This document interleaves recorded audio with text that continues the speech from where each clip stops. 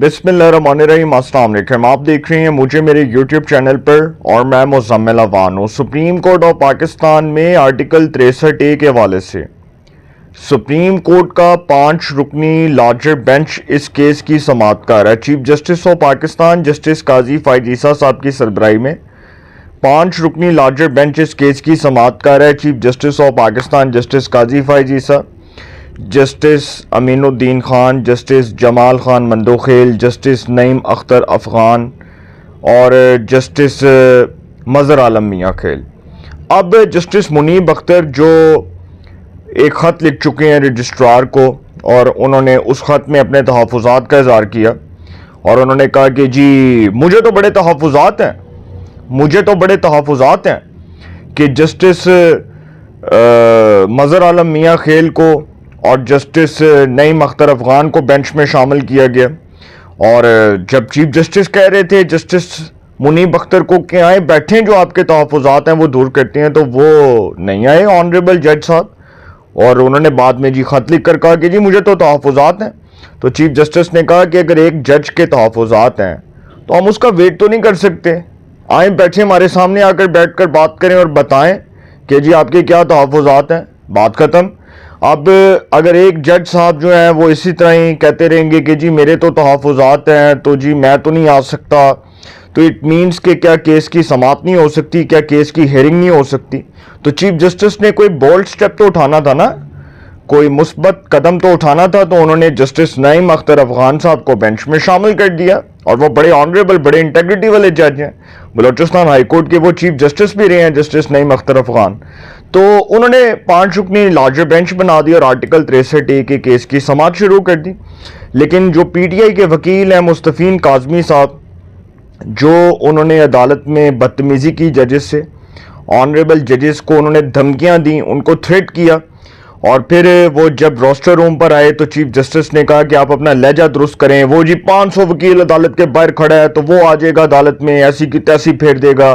तो अदालत के जजेस को थ्रेट किया गया, अदालत के जजेस को डराया धमकाया गया। क्यों? क्योंकि तहरीक इंसाफ को ये इख्तियार मिल जाना चाहिए कि वो अपनी मर्जी के बेंचेस के लिए जजेस के नाम अपॉइंट करें। और वो तहरीक इंसाफ को, वैसे मेरा ख्याल है सुप्रीम कोर्ट को चाहिए कि तहरीक इंसाफ को ये इख्तियार दे दें कि वो जजेस के नाम वो पेश करे और वो बताए कि कौन से जजेस जो हैं वो किन बेंचेस में होने चाहिए, कौन कौन से जजेस को किन बेंचेस में शामिल किया जाए। तहरीक इंसाफ के हक़ में फ़ैसला देने के लिए जजेस के ऊपर जो प्रेशर डाला जाता है, इससे बेहतर है कि तहरीक इंसाफ को इख्तियार दे दिया जाए कि जी आप फैसला कर दें कि कौन सा मर्जी का बेंच बनाना है। पहले भी तो बनते थे ना उमर अता बंदयाल साहब के दौर में, तो वो 3 रुकनी बेंच बनाकर, 2 रुकनी बेंच बनाकर, बेंच फिक्सिंग करके उमर अता बंदयाल साहब जो हैं वो बतौर PTI के पॉलिटिकल वर्कर के तौर पर काम कर रहे थे। और ये तो साबित हो गया था ना कि जो उनकी सासू माँ की ऑडियो लीक हुई थी और फिर वो ख्वाजा तारक रहीम दी ग्रेट, जिसको वकील कहा जा रहा था ख्वाजा तारक रहीम साहब को, तो वो मौसूफ जो हैं उनके भी करतूत आगे सामने सबके। और उनकी जो एहलिया थी राफिया तारक, और ख्वाजा तारक रहीम की एहलिया राफिया तारक, और उमर अता बंदयाल की सास महाजमीन नून, जिन दोनों की ऑडियोज लीक होती हैं उसमें इमरान खान की मोहब्बत का जिक्र होता है। और राफिया तारक, हाय राफिया कमबख्त ये मार्शल्लाह भी नहीं लगाते, क्योंकि इमरान खान की मोहब्बत इतना तड़पा रही थी सर कि उनको मार्शल्लाह याद आ रहा था और वो कह रहे थे कि मार्शल्लाह लगा दो। तो उसमें जो दोनों खवातीन की ऑडियो थी वो दरअसल इसी बुनियाद पर कि जी इमरान खान किसी तरह आ जाए, और आपने वो ऑडियो सुनी भी होगी।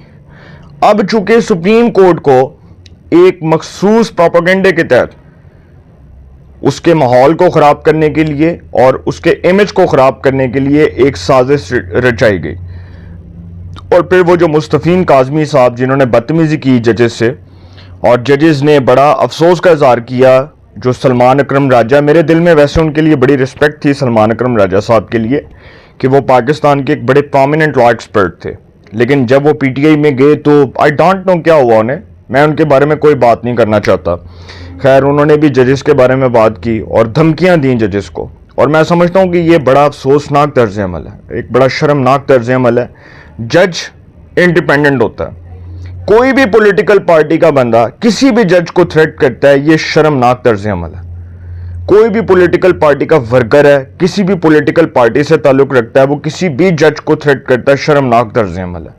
آپ کے حاضر سروس ججز بیٹھے ہیں, آپ ان سے انصاف کی امید, انصاف کی توقعات لگائے بیٹھے ہیں, اور ایک جانب آپ ججز کو تھریٹ کر رہے ہیں, ایک جانب انہی ججز سے آپ انصاف کی امید لگائے بیٹھے ہیں, اور ایک جانب آپ انہی ججز کو تھریٹ کر رہے ہیں, اور پھر آپ کہتے ہیں کہ جی آرٹیکل 63A کے اوپر فل کوڈ بنا دو, فل کوڈ بنا دو, اور فل کوڈ بنا دو, اور پھر بعد میں فل کوڈ کے سامنے پٹیشن آئے, اور پٹیشن جس حوالے سے ہوگی فیصلہ کسی اور حوالے سے ہو جائے. ابھی آپ نے دیکھا نا ریسنٹلی, اس پر ججز کے تحفظات ہیں, چیف جسٹس کے تحفظات ہیں کہ پٹیشن تو سنی اتحاد کونسل کی تھی, تو فیصلہ پی ٹی آئی کے حق میں کیسے آ گیا بھائی؟ یہ پی ٹی آئی کے حق میں کیسے فیصلہ آ گیا؟ دیکھیں نا, پی ٹی آئی تو مخصوص سیٹوں کی حقدار نہیں ہے, کیونکہ پی ٹی آئی تو بطور پولیٹیکل پارٹی نہ تو الیکشن اس نے کانٹیسٹ کیا, اور نہ ہی اس کے کینڈیڈیٹس کے پاس کوئی الیکشن میں سمبل تھا. کسی پولیٹیکل پارٹی کا کوئی سمبل نہیں تھا, وہ سب کو انڈیپینڈنس کی حیثیت حاصل تھی, آزاد رکن کی حیثیت حاصل تھی. لیکن اس کے باوجود ہم اس بات پر اصرار کرتے رہے کہ پی ٹی آئی کو مخصوص سیٹیں دے دو, پی ٹی آئی کو مخصوص سیٹیں دے دو. کس بنیاد پر دو بھائی؟ اس کی بنیاد تو پتہ چلے, اس کی نظیر تو بتاؤ, اس کی مثال تو سامنے رکھو, اور پھر ان کو سیٹیں بھی دے دو. یہ تو نہیں ہو سکتا. اچھا, اب 63A کے اوپر جو 5 رکنی لارجر بینچ نے اس کیس کی سماعت کی, اس میں بڑے امپورٹنٹ ججز کے دلائل تھے, بڑے امپورٹنٹ ریمارکس تھے, اور یہاں تک کہا گیا آنریبل ججز کی طرف سے کہ اگر ایک شخص فلور کراسنگ کرتا ہے, اپنی پارٹی سے ہٹ کر دوسرے کینڈیڈیٹ کو ووٹ کاسٹ کرتا ہے, تو کیا اس کو اس بنیاد پر ڈسکوالیفائی کر دیا جائے کہ اس نے ووٹ کسی اور پارٹی کے بندے کو دیا؟ سوال بنتا ہے نا کہ فلور کراسنگ کا آئین کے اندر کیا طریقہ کار ہے, آئین کے اندر کیا لکھا ہوا ہے, اور آرٹیکل 63A میں کیا لکھا ہے کہ پارلیمانی لیڈر لکھا ہے یا پارٹی چیئرمین لکھا ہے. یہ ساری چیزیں ڈسکس ہوئیں. ویسے تو جو آئین کا آرٹیکل 63A ہے, آئین کا آرٹیکل 63A, اس کے اندر کلیئرلی واضح طور پر لکھا ہے کہ پارٹی چیئرمین کی ہدایات کے مطابق, پارٹی چیئرمین کی ہدایات کے مطابق, اس سے ہٹ کر کوئی بات نہیں ہے. اگر کوئی بات ہے تو وہ سامنے نہیں ہے. اب پارلیمانی لیڈر جس نے کہا تھا وہ جسٹس منیب اختر تھے, وہ تو اس بینچ میں بیٹھے ہی نہیں, اور انہوں نے کہا کہ جی مجھے تو تحفظات ہیں, میں تو اس بینچ میں نہیں بیٹھوں گا, اور انہوں نے خط بھی لکھا رجسٹرار کو, اور جو پی ٹی آئی کی پٹیشن تھی سپریم کورٹ کے سامنے کہ جی فل کورٹ بناؤ, اس کو مسترد کر دیا گیا, پی ٹی آئی کی استدعا کو مسترد کر دیا گیا. تو فل کورٹ تو نہیں بنے گا.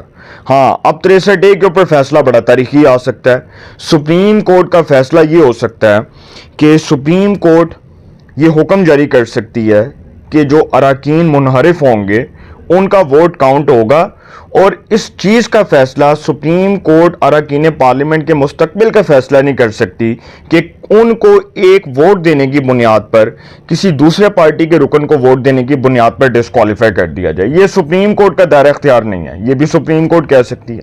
پھر سپریم کورٹ یہ بھی کہہ سکتی ہے کہ چونکہ آئین میں درج ہے کہ پارٹی چیئرمین کی ہدایات کے مطابق ووٹ کاسٹ ہوگا, تو پھر پارٹی چیئرمین جو کہے گا اس کے مطابق چیز جو ہے وہ آگے عمل درآمد ہوگا. یہ بھی سپریم کورٹ کہہ سکتی ہے. لیکن غالب امکان یہی ہے کہ سپریم کورٹ یہ فیصلہ دے گی, سپریم کورٹ کا 5 رکنی لارجر بینچ یہ فیصلہ دے گا کہ جو منحرف رکن ہے اس کا ووٹ کاؤنٹ ہوگا. کیونکہ عمر عطا بندیال نے جب حمزہ شہباز کی حکومت گرائی تھی, اس میں عمر عطا بندیال کا رول تھا نا ایک, تو عمر عطا بندیال نے حمزہ شہباز کی حکومت گرانے کے لیے یہ حکم جاری کر دیا تھا, یہ اس حکم کو جاری کر دیا تھا کہ جی منحرف رکن کا ووٹ کاؤنٹ نہیں ہوگا. اور آرٹیکل 63A کے مطابق کہا گیا کہ جی وہ جو پی ٹی آئی کے 25 منحرف اراکین تھے اس میں سے 20 تو الیکشن لڑے تھے نا, 5 ریزرو سیٹس پر تھے, تو انہوں نے کہا کہ جی جو 25 منحرف اراکین ہیں ان کا ووٹ کسی صورت کاؤنٹ نہیں ہوگا کیونکہ انہوں نے فلور کراسنگ کی ہے, انہوں نے پارٹی سے انحراف کیا ہے, یہ کہا گیا تھا. اب آئین کے آرٹیکل 63A کے اندر جو لکھا ہے سپریم کورٹ کے ماضی کے بینچ نے اس سے ہٹ کر فیصلہ دیا, اور یہ بھی کہا گیا تھا کہ آئین کے آرٹیکل 63A کو ری رائٹ کیا گیا. کیا کیا گیا؟ ری رائٹ کیا گیا. اب وہ فیصلہ آئے گا تو سامنے آ جائے گا, پتہ چل جائے گا. لیکن جو ماحول عدالت میں دکھایا گیا, جس طرح پی ٹی آئی نے عدالت کا ماحول خراب کرنے کے لیے مستفین کاظمی جیسے لوگ جو وکیل ہیں انہوں نے عدالت کا ماحول خراب کرنے کے لیے یہ سارا کھیل رچایا، اور پھر چیف جسٹس نے کہا کہ جی ہم پولیس کو بلا لیتے ہیں۔ انہوں نے کہا آپ کر بھی یہی سکتے ہیں، آپ بلا لیں پولیس کو، آپ بلا کر دیکھ لیں جو کرنا آپ نے۔ چیف جسٹس نے کہا کہ ان کو عدالت سے باہر نکالیں، ان کو عدالت سے باہر نکال دیا، کیک آؤٹ کر دیا گیا۔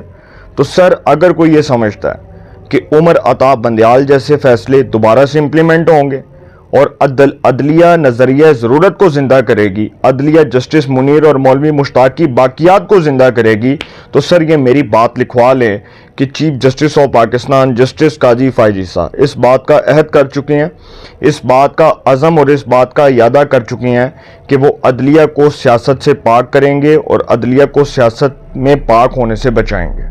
اس کے علاوہ آپشن کوئی نہیں ہے، اور یہ بھی فیصلہ ہو چکا ہے کہ عدلیہ کے اندر کسی قسم کی کوئی سیاسی انوالومنٹ نظر نہیں آئے گی۔ چیف جسٹس قاضی فائز عیسیٰ صاحب کہیں نہیں جا رہے، اس بات کا اشارہ بلاول صاحب نے پہلے بھی دے دیا تھا، اور بلوچستان بار سے جو انہوں نے خطاب کیا اس میں انہوں نے کہہ دیا کہ فائز عیسیٰ صاحب آئینی عدالت کے چیف جسٹس ہوں یا منصور علی شاہ ہوں، ہمیں کوئی اعتراض نہیں۔ تو اٹ مینس کہ فائز عیسیٰ صاحب 3 سال کے لیے کانسٹیٹیوشنل کورٹ کے چیف جسٹس ہوں گے۔ یہ بات میں آپ کو پہلے دن سے کہہ رہا ہوں، یہ فقیر، یہ غریب، یہ درویش آپ کو یہ بات کہہ رہا ہے، اور یہ بات میری لکھ لیں کہ ہونا وہی ہے جو میں نے کہا ہے۔ اپنی رائے کا کمنٹس میں ضرور اظہار کیجئے گا۔ انشاءاللہ ایک نئے سیگمنٹ کے ساتھ پھر ملاقات ہوگی۔ اپنا بہت خیال رکھیے گا۔ اعلیٰ نگہبان۔